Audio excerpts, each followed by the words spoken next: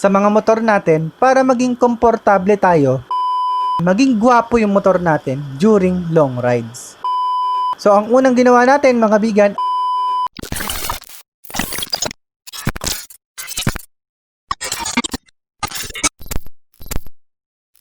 what's up mga bigan? It's me JZ and we are back here with another motovlog. Kung mahilig ka sa motorcycles, reviews, and tutorials, you can hit that subscribe button for more videos. So yun nga no mga bigan, ngayong araw na to, i-share ko sa inyo yung upgrade na ginawa natin sa mga motor natin para maging komportable tayo at the same time, maging gwapo yung motor natin during long rides. Alright? So simulan na natin. Kaunting background lang mga bigan. Ako po ay isang lalamove rider. Nagta-travel po ako ng about 200 km per 8 hours. Kino-consume ko po yung 4.2 liters ng full tank ng aking motor. So imagine nyo na lang kung gaano ako katagal na nakaupo sa motor ko. Yung init, yung pagod, and then idadagdag mo pa doon yung pagiging manhid ng aking puwetan. Medyo dagdag pagod pa yon no mga bigan. So ang unang ginawa natin mga bigan ay pinatabasan natin yung ating upuan. Bakit ko pinabawasan? Kasi yung stock natin ay medyo naka-curve.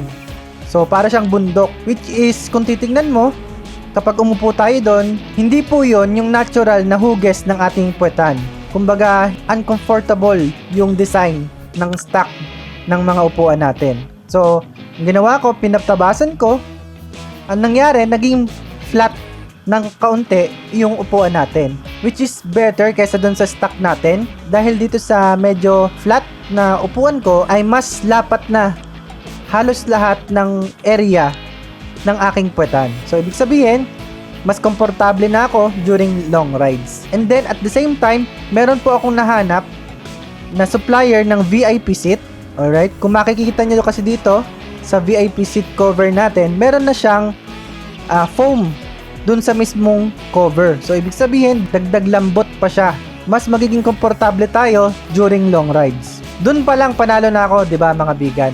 Dun sa flatten na shape ng ating motor, and then dun sa lambot na dinagdag ng VIP seat cover natin, sobrang komportable na ako during long rides. Alright? Hindi na masyadong nagmamanhid yung puwetan ko. At ito pa ang pinakamaganda, sobrang angas niya tignan. So maraming napapatingin na kasabayan ko na mga riders din, at tinatanong kung magkano ba yung paggawa natin dito. So pakita ko lang sa inyo ng kaunti itong ating VIP seat cover.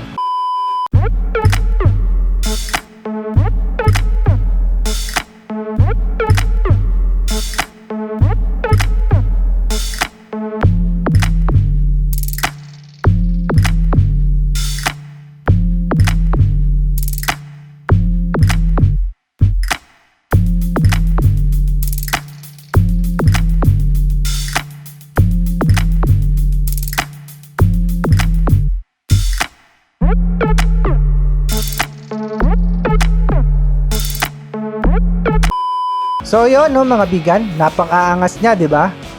Kumbaga parang nakakahiyang upuan, para siyang premium looking, kumbaga. So kung gusto niyo ng ganitong VIP seat cover, i-PM niyo na lang siguro ako sa Facebook fan page natin o kaya naman sa Facebook group natin. And then i-message ko sa inyo yung details ng supplier natin. So kung nagustuhan mo ang video natin ngayon, kindly hit that like button. Kung may tanong ka naman, suggestion, o kung gusto mong magpa-shoutout, i-comment mo lang yan sa baba ng video na to. At kung bago ka lang sa ating channel, kindly hit that subscribe button for more videos. Again, this is JZ Vlogs, and see you sa next video. Atin yanin.